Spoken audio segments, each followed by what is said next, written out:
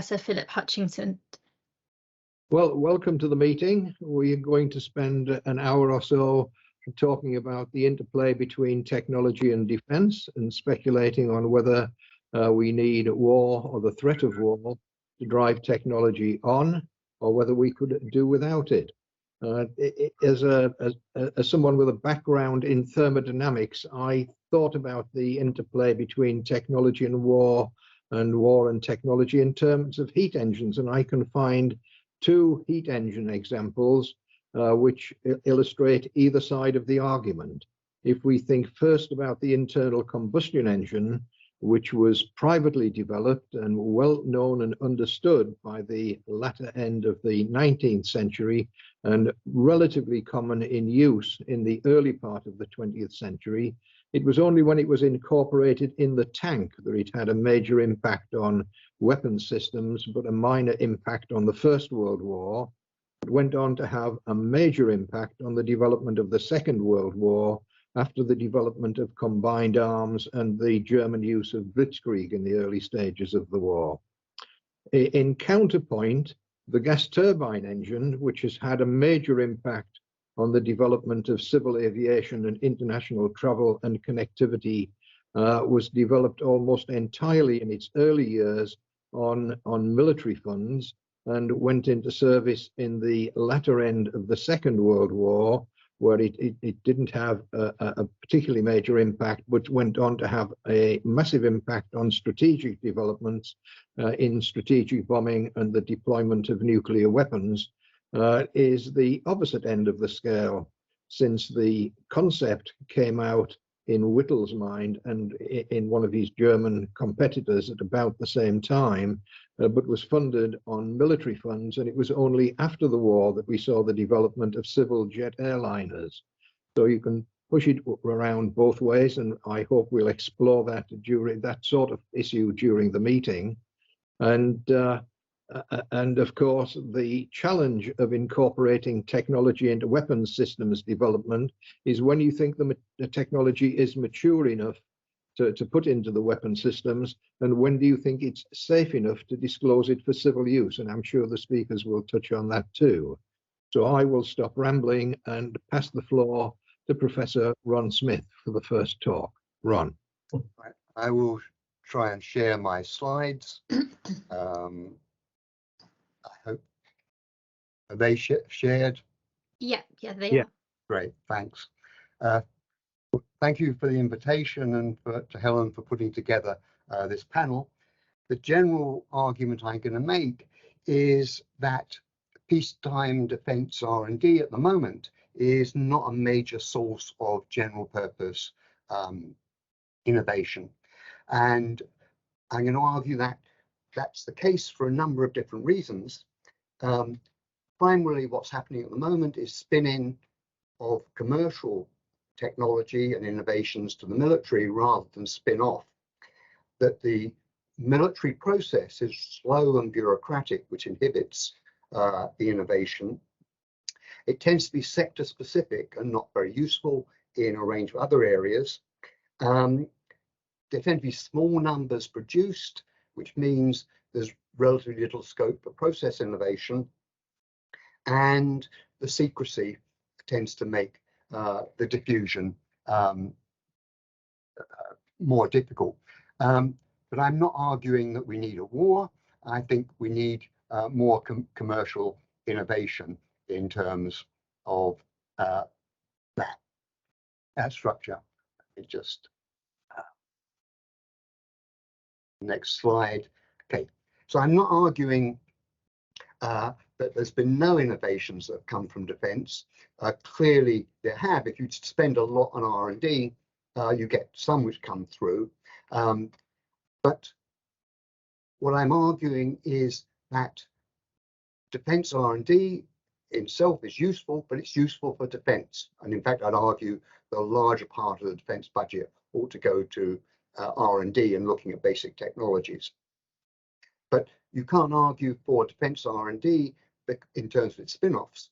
There are spin-offs. GPS is a military development. DARPA, the Defence Advanced Research Projects Agency in the US, developed the internet.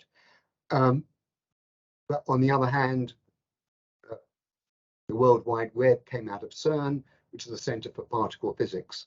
And generally, there's better ways to promote commercial civilian innovation than supporting defense. And it's interesting that when President Reagan removed the restrictions on GPS for commercial use, the commercial market grew very, very rapidly, and that's where most of the innovation was. And that actually was very useful to the military because they hadn't actually fitted GPS receivers to a large number of military vehicles, and come the Gulf War, they could use the large commercial market in GPS receivers to provide the structure. And what's central to a lot of these things is the gap between the military technology and the civilian technology. During the Second World War, they were very similar, so that you could have car plants being turned into tank plants or aircraft plants. That's no longer the case. There's a large gap. And initially it was the military technology becoming very more specialized. Then there was the overtaking of the military technology by commercial technology, and the military then rather than having customized things, was starting to buy more commercial things. And you know something is real in the military sphere once they've got an abbreviation for it, and once people started talking about COTS, commercial off the shelf, then that indicated this was something which was embedded in the culture. It's slow. Military procurement processes are long.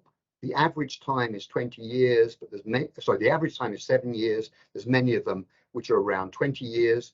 And you've got a life cycle of electronics, which is around 2 years, as it responds to Moore's law of the doubling. So very often, by the time that the weapon systems come into service, not only is the electronics in it obsolete, it's out of production.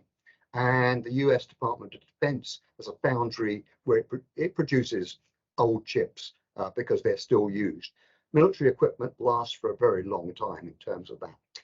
It's also very bureaucratic, and there's systems which goes with it. NASA has given estimates between 4 and 10 times what Musk's SpaceX could produce the Falcon 9 for, and defense contractors tend to be very specialized, and they're geared into the bureaucratic system, and so that the United Launch Alliance may run by the two big defense contractors is just much, much more expensive because they're geared into that bureaucratic system.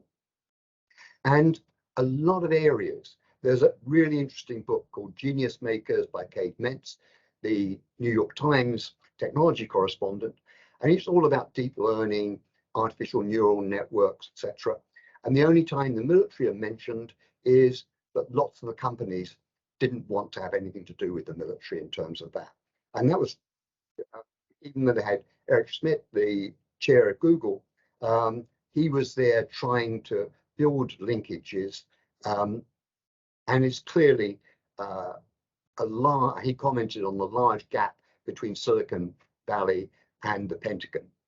A classic example of the problems of doing this is something called JEDI, Joint Enterprise Defense Infrastructure, which was cloud computing, and the history of that, it's just the politics, and it's very, very different, and it delayed it for 4 or 5 years in terms of that structure. The very small numbers are being produced, and that's why a lot of the commercial producers are not particularly interested in the area, and those small numbers mean there's loss of the learning curve, loss of economies of scale, and very little incentive to do process innovations. And the final one I mentioned is the problem of secrecy. So what again, this makes this sector specific. There are certain areas which traditionally were just the military and the spooks, cryptography being classic example, then suddenly that became commercially very, very important, particularly for finance and ensuring encryption. And the standard technology or algorithm which is used is called RSA, after the initials of the people in MIT who developed it. It was originally developed earlier in GCHQ, and but for fairly obvious reasons, you don't want to tell everybody how to encrypt things. It was only admitted that they developed it, so that what became a large and important part of the commercial development went through there. So I say, I'm not against defense R&D. I think that's useful, but should be justified in its defense benefits rather than in terms of the spill-offs. But we definitely don't need a war. And to conclude, I'll just advertise my book on defense acquisition and procurement, which is on how not to buy weapons. Okay, thank you very much indeed.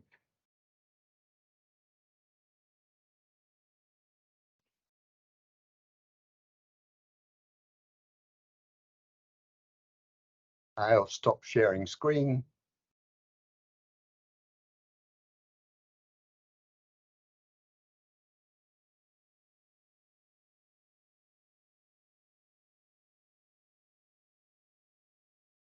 Sorry about this, the mouse has...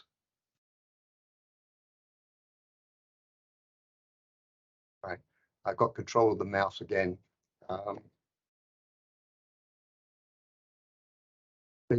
So over to you, Philip.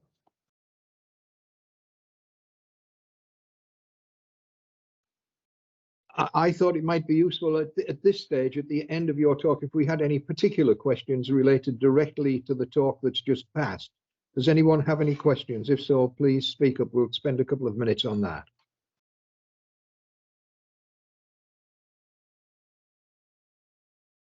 No questions are being settled, so you've convinced everyone by the lucidity of your argument, clearly. Hello, may I have a question? Hey. Hello. Yep. I wonder, thank you so much for your insightful presentation. I wonder what type of firms or industry normally contacted you in order to get some knowledge transfer from, doing some knowledge transfer from Defense Ministry? I think that Anita would probably be much better to answer that question because she's dealing much more directly with firms. I'm much more an academic, and though I do talk to the firms, my impression is that there's a quite big gap between the main defence contractors who are specialised in MOD procedures and the smaller firms in terms of that. But I think that's Anita would be much better for that. Okay, great. Thank you. Yep. Okay, well, that's a very nice and timely introduction to Anita's talk. So Anita, can I ask you to take centre stage now, please?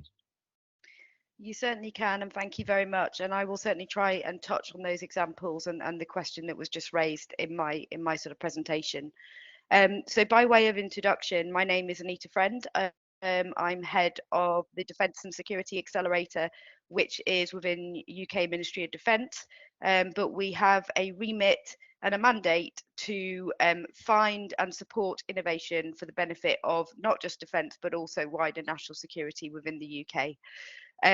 So that's really my background. And prior to that role, I've worked in innovation for all of my kind of career, so kind of been a customer of innovation, I guess, within various national security departments, and seeing how that can advance national security.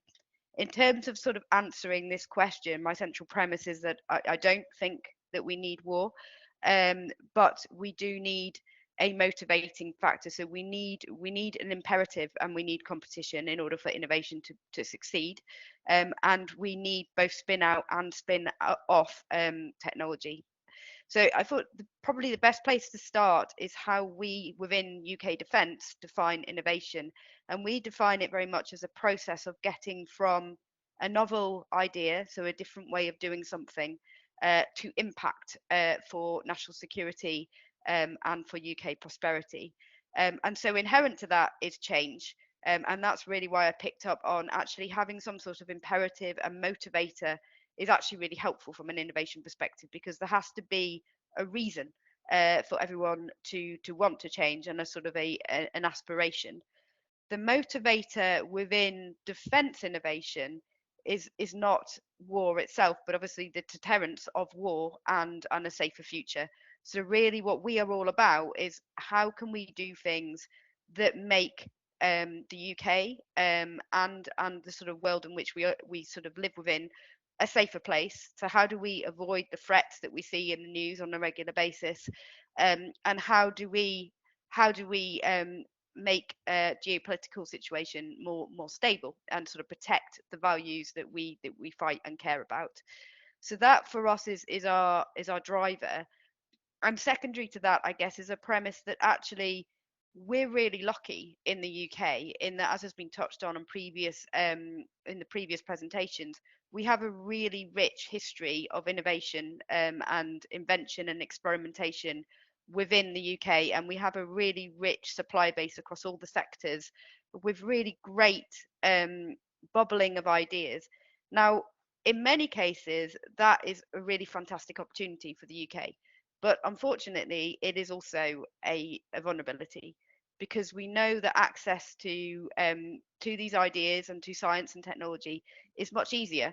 And we know that our adversaries are innovating and they are looking to find new and novel ways to cause harm and to destabilize our sort of global security. And so really, when I talk about the motivator being the deterrence of war, the motivator is really about how we regain strategic advantage and how we essentially remain one step ahead of those that wish to cause us harm, rather than one step behind. And that's really kind of at the center to what we do. In terms of kind of innovation more generally within defence, I guess there's been a shift in approach that was really signalled in the Strategic Defence and Security Review in the UK in 2015, which really recognised that actually we needed to be able to get the very best ideas if we were to maintain the strategic advantage, if we were to innovate for a safer future. And those ideas were going to come from outside of government as well as within, and those ideas were going to come from non-traditional suppliers, so suppliers that don't typically work with defence and security within the UK, so SMEs and suppliers from other sectors. And we needed to be reaching out to those suppliers in a much more open, transparent way. We needed to start being less secretive. We needed to start being more open about our problem sets. And we needed to be able to spin in technologies from other sectors and from non-traditional suppliers in a way that would benefit national security, but would also have wider societal benefits as well.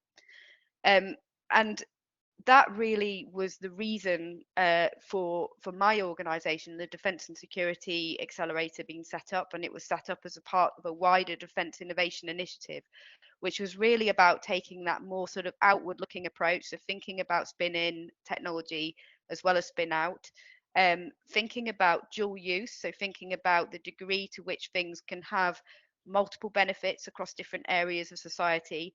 Good because actually from a market perspective that's attractive, but also from a wider sort of defence perspective, if we can have those broader, wider societal benefits, actually that ultimately contributes to our ultimate aim of a safer future. So that really necessitated kind of a couple of things. One was cultural change, a sort of a greater narrative, a more open narrative, and I think defence have begun to take steps in that direction. There's certainly a long way to go, but we're certainly being a lot more open about what we need and want. And also a cultural change with regards to risk and with regards to the importance and value of equality, diversity and inclusion. So in other words, if we want the best ideas, we absolutely have to be sourcing them from a broad range of sources. We need a way to pull in those diverse ideas and pull them through to impact, and then to be able to cycle back, so not worry too much around whether the benefits end up in wider society and how that cycles back through to defence. DASA, as I mentioned, was set up with that very imperative in mind. We very specifically are customer driven, which is to ensure that we have the imperative. And what I mean by that is that there will be policy, strategy, or frontline people from UK Defence that will come to us with problem sets, and we will look to find innovation to address those problem sets for national security. And that helps ensure that we have that imperative and we have that end goal in mind that I was just talking about. The second thing that we do is that we have a network of innovation scouts which are linked into a sort of a network of networks, if you like, in terms of businesses and academia, to make sure that we can reach suppliers from across a whole range of sectors, and that includes international as well as within the UK. The third thing that we do is, I guess, if you like, we run a service which is really about providing a data agency in basic terms, which is about sort of matching great ideas to the big problem sets for national security, and then helping suppliers by providing contracts to them, R&D contracts, to help them develop their idea in a way that will be useful for military and national security purposes as well as for civilian purposes.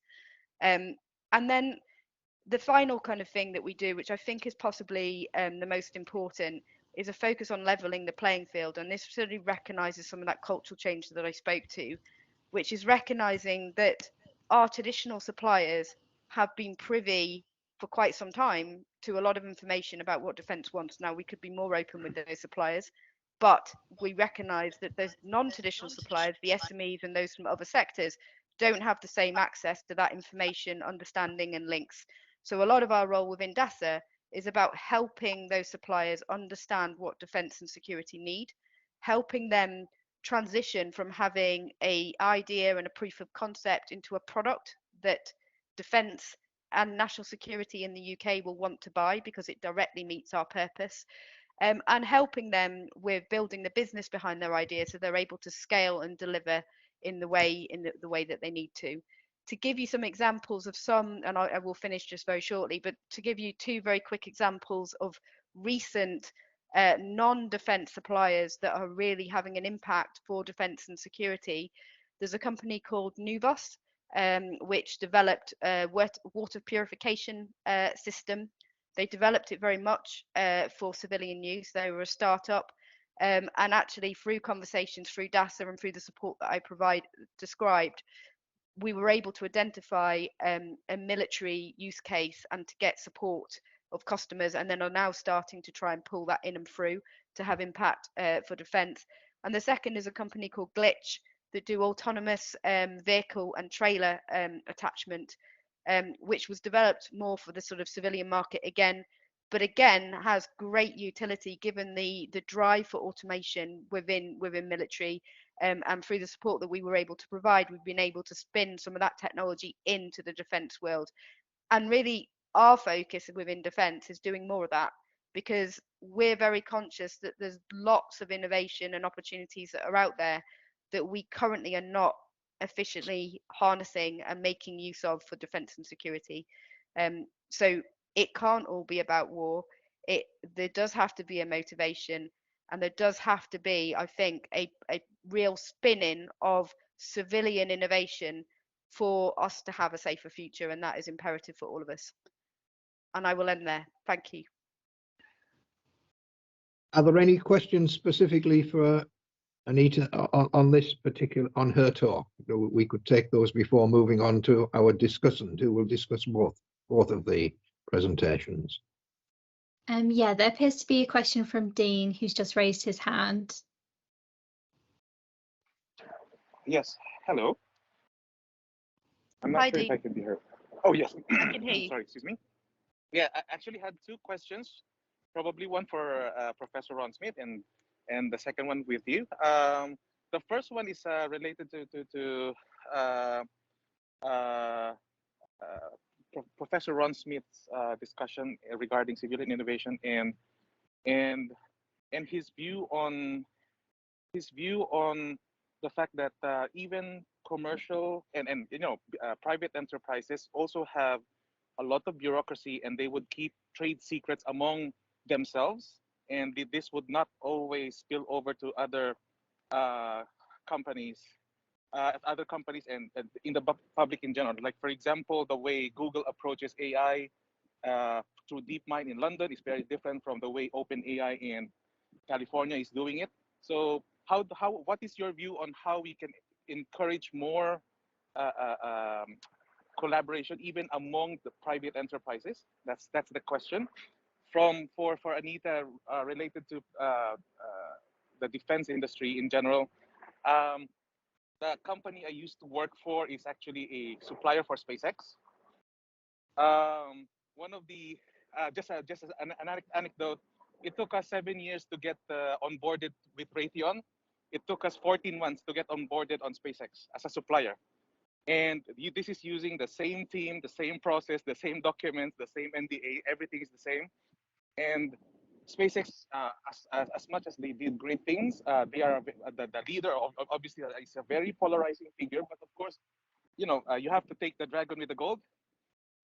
So the polarizing figure, this gung-ho, let's go do it, is what made this possible as well. So is there an ethos within the Ministry of Defense to at least loosen this bureaucracy in a way that we become more gung-ho? Discipline still, you're doing it properly, but at least, adventure, let's do this kind of attitude. That's the question essentially. Thank you. Ron, do you want to go first? Quite briefly, I think as a commercial issue, the extent to which you reveal material or not is I think is quite interesting in that sort of respect. But I think the classification and secrecy levels within military structures are substantially higher. So I can certainly see that the questions between whether you open up as an open source supplier or whether you try and create a walled garden, that's something which any commercial firm is looking at, those sorts of issues. But I think the degree of commercial secrecy is qualitatively different from that's associated with a military secrecy, because you're not merely protecting against your competitors, but you're protecting against potentially hostile adversaries. So that there are often good reasons for the secrecy in that case. Anita? Thank you. So I think to answer your question, Dean, there's probably 3 points to make. So the first is the funding approach that we take within DASA is very much a reflection that actually smaller suppliers really need to have they struggle from cash flow, and actually that we really need to pay that in mind when we're thinking about how we fund. So our R&D contracts are supposed to be modest investments that help keep ideas alive, whilst in parallel we support those suppliers to build the business behind their idea, so they're in a position to attract external funding and also grow and scale. So that's kind of point one. Point two is absolutely there is an ethos now within defence that we need to be looser in our sort of bureaucracy, obviously keeping within procurement law. I'm not advocating that we need to break the law, we absolutely don't, but we need to play as close to the boundary as we can, and we're looking at how we can be more creative in how we bring suppliers onto contract and how we make that a more seamless, streamlined process so that we can compress those long time frames that you talked about. And the third, just going back to your earlier question around encouraging suppliers to collaborate, it's worth saying that we provide a service which helps suppliers share their ideas that they think would be relevant to defence and security with their permission, that they're happy for that information to be shared, and then help suppliers to identify other suppliers that they might want to collaborate because they're working on similar areas. The judgment and the decision always sits with the supplier, so there is no obligation for them to collaborate. It is simply you might want to collaborate with the following, and our tool will give you some suggestions. And we also provide support for partnering between smaller providers and bigger providers. So we've just launched the Defence Technology Exploitation Programme, which provides grants to a smaller provider who is partnering with a larger provider, and that comes alongside business advice, which essentially gives you a sort of a toolkit of considerations around what you might want to think about in terms of entering into that partnership, to make sure that that happens in an equitable way that is beneficial to the small supplier as much as it is to the larger one, as well as being beneficial to defence and security. Hopefully that answers your question, Dean. And there was a second question, I think. Yes, so there's a question from Grazia, and then we have 2 questions in the chat, which maybe we could follow after Grazia. Yes, we'll take those. Yeah.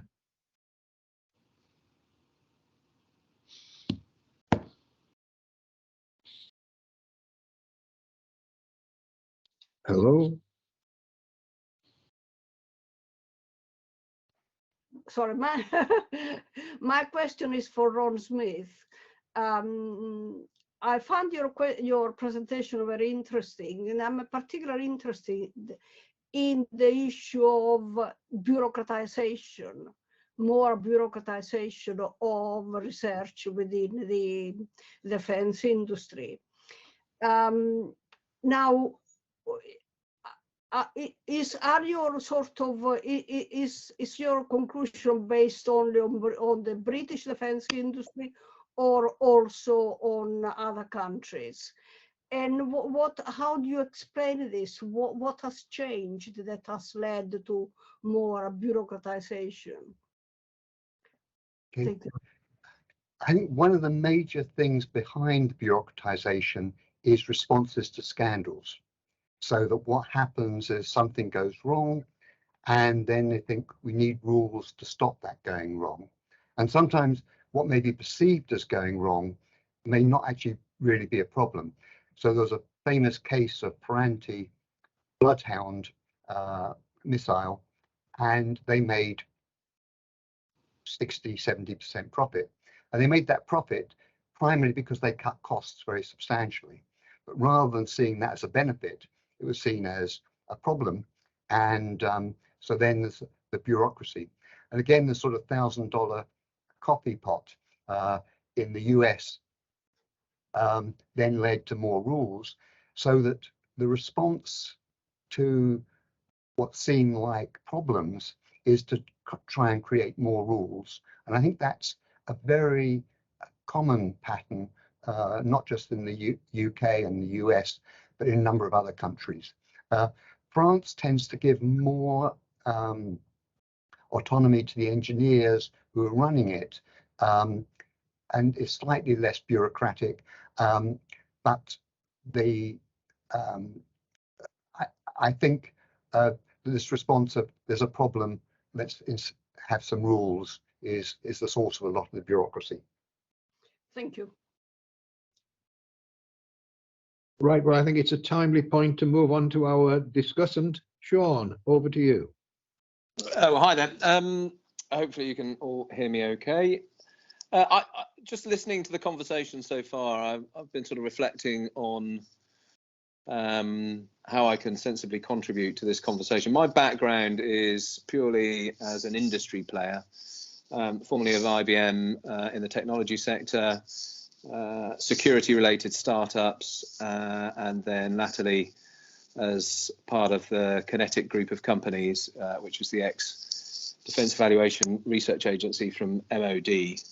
And as such, as an industry partner, I have, over the years, been a beneficiary of funding for innovation research in all organisations that I've mentioned, and I guess that's the stance I'll take, is to look at this from the perspective of the industry recipient and contributor towards innovation, not just in the defence sector, but also from a commercial perspective.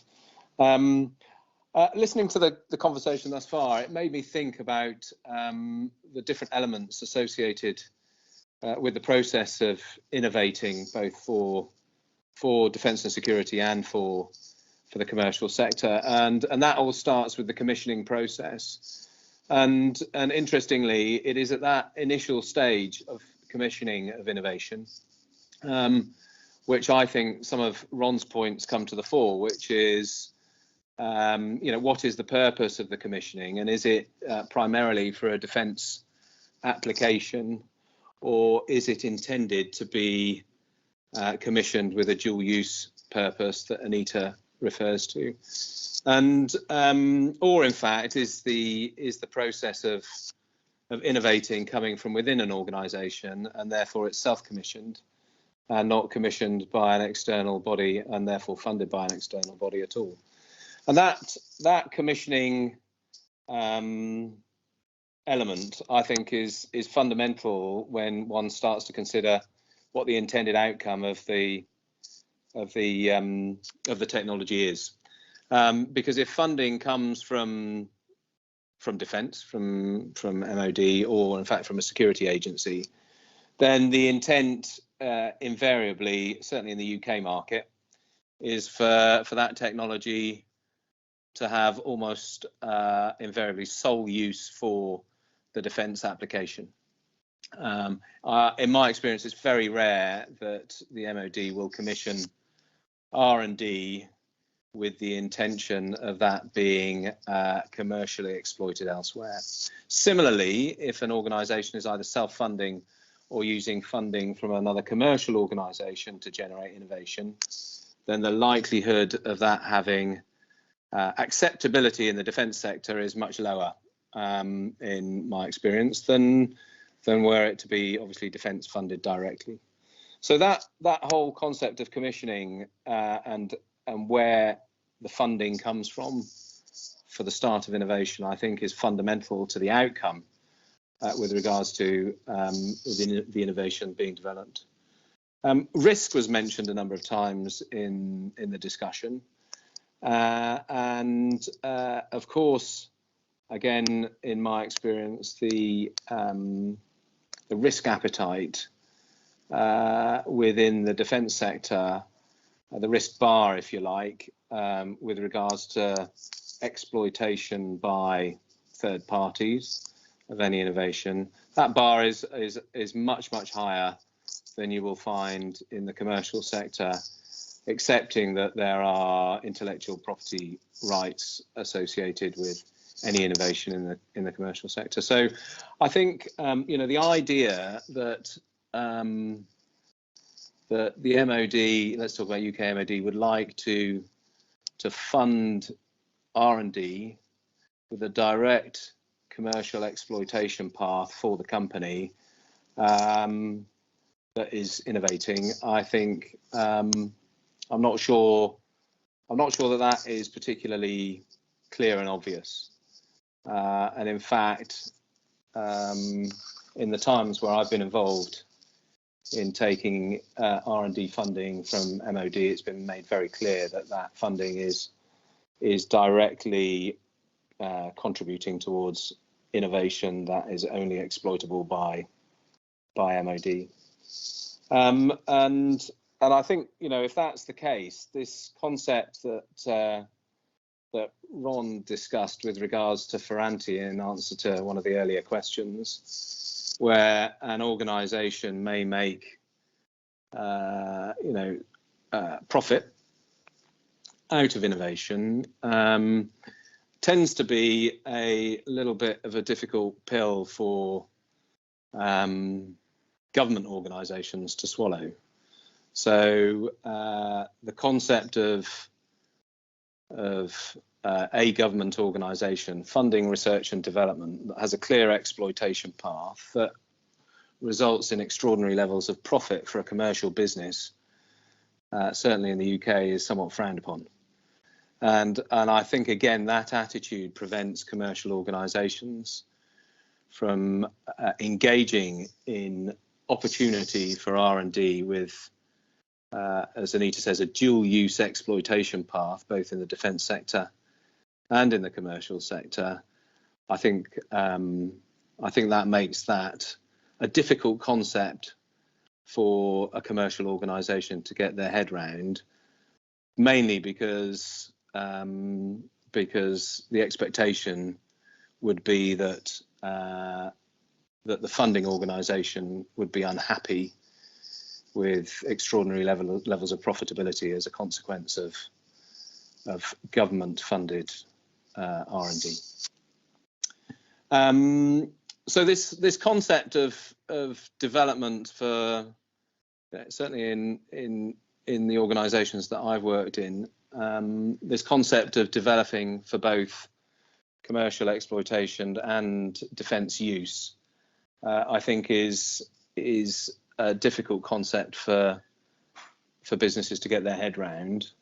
And as a consequence, organisations in industry tend to seek direct funding for direct output, defined output for projects that deliver for a particular outcome, and don't necessarily fill this sort of idea of dual use. On the flip side of that is when commercial organisations do innovate for which there is a defence application of that innovation, then rightly, the defence organisation that is concerned will take the opportunity to try and adapt the technology to give them the sorts of advantages that Anita was talking about. So, but this concept of developing for both has always been a very tricky issue. There was a question earlier about whether or not the dialogue relates directly and only to the UK defence industry, and I've had experience of working both with the UK, with the US and Australia, which were all territories that in particular Kinetic were involved in, and also presenting innovation ideas as an industrial partner to the nation state defence departments of both France and Germany. And across all of those, excepting the US to a degree, but certainly the others, the idea of government funding for commercial exploit, for ultimately for a technology that may well be commercially exploited as well, was always very tricky. Prior to this call, we had a brief conversation about the concept of failure and how failure is viewed in different organisations and different territories. And in particular, the US, of course, see failure as a learning experience and the opportunity to move forward. In the UK, because funds for research are much more limited, failure is not necessarily perceived as a good outcome, even though it may present significant learning opportunity. But if I can finish on this note, one thing that I find extremely refreshing is Anita's position and the creation of her organisation, because from the way she's described that, it seems clear to me that MOD and the security agencies have recognised this connection between industry and their own organisations, and the way in which innovation and R&D is funded can move significantly forward with an organisation that is able, in many ways, to act as the broker or interface between what are archaic in some instances and in other instances difficult procurement processes forced upon industry by government agencies, and the way in which industry would like the flexibility to work to produce great ideas that could help both defence and the commercial environment. So what Anita's organisation is doing, again, and I'm speaking as an ex-industry person, I think is a massive leap forward in terms of being able to realise the sort of exploitable paths that have been presented. So I think that's it. I'll hand back to Philip. Thank you, Shane. And so let me ask for questions at the moment focused on Shane's remarks, so that we can take any issues coming from that talk, and then we'll move on to discussion ranging across the full patch. Any questions?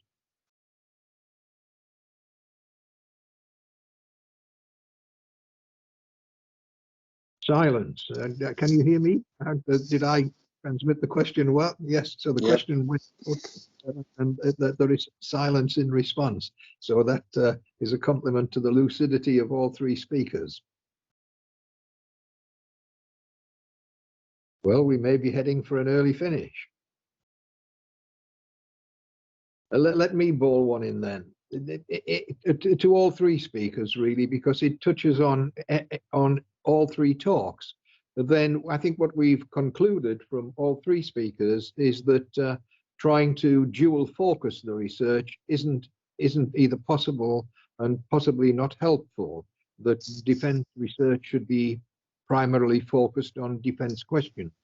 Nonetheless, if you go tilling the field, some other flowers may come up, and it may be that that something comes up from a focus project that has application elsewhere. Is there a formal, and Anita, this must be particularly for you, because that seems to strike directly to your area. How do you do the weeding process? And then the other two speakers could come through on comments of has happened in that area. So Anita first. Yeah, no problem. So I guess there's kind of a couple of steps in our weeding process as you describe it. So first and foremost, when we receive ideas into our call, we have an assessment process, as you might expect, which draws assessors from multidisciplinary backgrounds, so from technology backgrounds, but also end user, military, national security backgrounds, to give an assessment on how desirable is it from a national security perspective. So how does it link to the national security imperatives and challenges that we're addressing? How feasible is it and how viable is it? And that will be how ideas are initially suggested, and it has to be able to meet each of those three criteria. But then as it goes through, and as you sort of allude to, quite often we've obviously funded it because we think it's going to have benefit for defence or national security. But quite often it becomes clear that there are also wider benefits to other sectors or to other areas of society. And where that is the case, we discuss that as part of our sort of supporting advice on sort of what are the commercialization options, what's the market that they're aiming at, what is the route to market, what's their business kind of plan. And sometimes suppliers will already have that, in which case they don't need that support. But in many cases, the suppliers that we're talking to are startups, and naturally that help is sort of useful. And we will provide advice to kind of broker them access to relevant other organisations across the UK innovation system that can help support them, actually. So it wouldn't be that we would necessarily try and do it ourselves, but that we would broker them access to the likes of Innovate UK or others that can help with them getting into other sectors where that becomes apparent. So we have an onward dialogue, I guess, with the supplier, and really sort of looking at which direction do they want to go in and what direction looks most suitable, and we then broker support from there, depending on their need. And Shane, any further observations? Yeah, I mean, I think Anita's right, and she started the conversation with when we get input from the calls for innovation ideas to address a particular national security problem. That's very much the traditional way of sourcing innovation. I guess the question that I sort of, not for answering now, Anita, but the question that springs to mind is how does defence and security take advantage of innovation that is happening that doesn't necessarily come from the consequence of a call for addressing a particular problem? Is there a method by which the UK security and defence agencies are scanning innovation that is taking place in the marketplace anyway, and saying how can this be exploited in our particular sector? The short answer to that is yes, although it's really challenging, as you might expect. So we have a open call, which is intended to be the mechanism where suppliers can push in things that they think are relevant rather than the things that we're actually proactively asking for. We do two things. One, our innovation partners in the regions will help suppliers understand what might be of interest to national security, so that they've got a little bit of a handrail in terms of making that judgment. But also we then, in links with our customers across the national security community, will then link those sort of unsolicited proposals, if you like, to relevant customers and see if we can generate the demand. So we do it that way. It is a lot harder, as you might expect, because the customer wasn't proactively looking. Thank you. So Phil, Adrian's had his hand up. Could we bring in Adrian? Adrian Day? Let me just give on this particular point. I don't have anything to add, so I think Okay, bringing fine. Adrian's fine. Question. Thanks, Helen. Thank you. Again, a bit of an odd question perhaps, but I'm very glad we all agree that we don't need war for innovation. But I take Anita's point that deterrence is part of that security, and therefore keeping one step ahead is important. Is there a sort of risk of being too far ahead? The phrase arms race isn't one that we generally think of as being a good thing. Can you imagine a scenario where you would not be pursuing an innovation as being potentially too disruptive? And if so, who and how would that decision be made by as such? I think that's one for you first, Prof. Yeah, I'd comment on that. It's particularly with biological and chemical weapons. So there's an agreement that they shouldn't be used. There's various international conventions, but there's an issue that you may have to do research in those areas in order to be able to respond should somebody else use them. And so those decisions are partly multilateral. There's a whole range of regimes, DASA for conventional weapons, nuclear, chemical, biological. And so there's international discussion about what sort of controls, and they're ones which are, the scientists are very heavily involved in terms of doing it. But ultimately, it's a political decision. And in many cases, these weapons are not used. So gas wasn't used in the Second World War because of the fears of retaliation. It's been used by other countries on their own population quite often. But I think you may want to do research in an area where you would also not want to use it. Take the point. Thanks. Any comments from either of the other two speakers? Anita, John? Nothing to add. No, nothing further to add. Yeah. Thank you. Okay. Any other questions? I have a question. Yes, sorry, Philip. We've just got a question in the chat from Hayley that I'll just read out now, if that's okay. I believe the question's for Anita. So the principle behind the spinning in of civilian solutions is great, but the Ministry of Defence is such an unwieldy beast and change is often hard to come by. What barriers do you see in the extent of the Ministry of Defence processes to harness these opportunities? Yeah, so that's a really good question, and there are quite significant barriers actually to that. So I think for us, the barriers kind of fall into three really big categories. So one is the ethics barrier that I think we've touched on. So we know that a lot of suppliers don't want to work with defence and security for ethical considerations. So for us, that is around really making sure that we're emphasising the real purpose to what we're doing, which is to protect people and protect values, and linking everything back that we talk about to being about that, because actually that's what it's all about. That's fundamentally what national security and defence is about within the UK.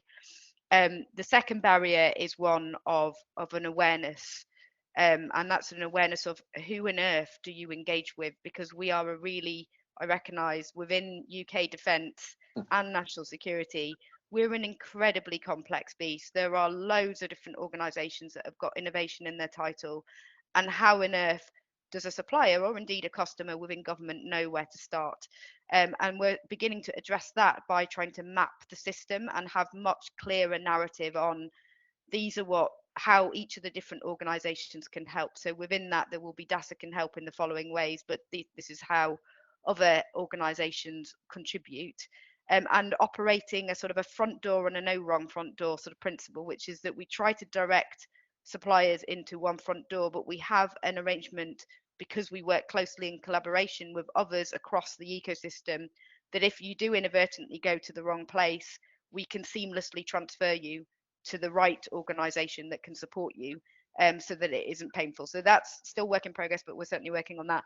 And then the third barrier is one of understanding, and that really comes down to that kind of secrecy point that we were touching on earlier, which is that actually it is incredibly hard for suppliers that don't traditionally work with defence and security to develop their ideas into products that we will want to buy if we are not sufficiently open about what we want, need, and why. So there's that cultural change around getting a greater, more open, more regular dialogue between industry and between academia and government, so that that information is available. And obviously there's some judgments in there about what's in the interest of national security, and making sure that we're not exposing or creating risks in really revealing too much. But there's an awful lot that we can say that we haven't historically said, so we're being more open than we have been before. Shane, Ron. Well, I mean, I think Anita's second point really resonates with me, because, you know, having worked with government agencies and MOD, you know, the idea that, certainly in my tenure, the idea that different government agencies and MOD would share innovation is you know, one interesting thought.